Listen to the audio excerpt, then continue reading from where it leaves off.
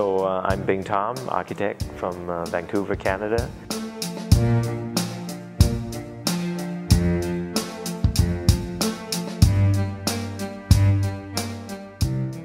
I've been practicing here in Washington now for over 10 years because of our project with Arena Stage in the Southwest. And it's my second home.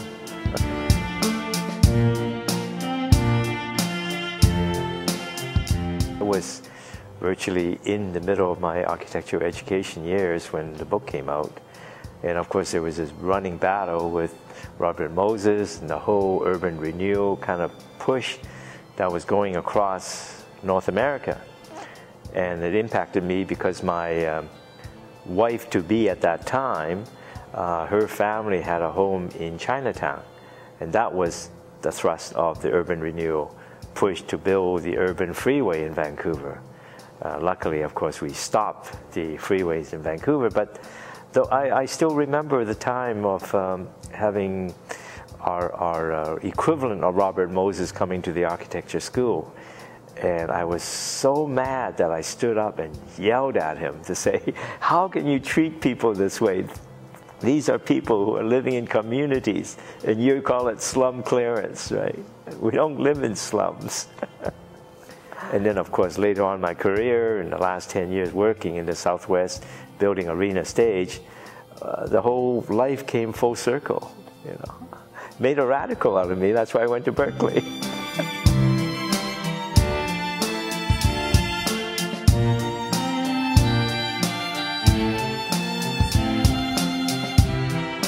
I think in the next 20, 30 years, the greatest challenge for America is rebuilding the cities. And are we going to rebuild in the Jane Jacobs tradition? These are universal values, irrespective of cultures, irrespective of history, of geography. It's really basic human relationships of what makes a good community.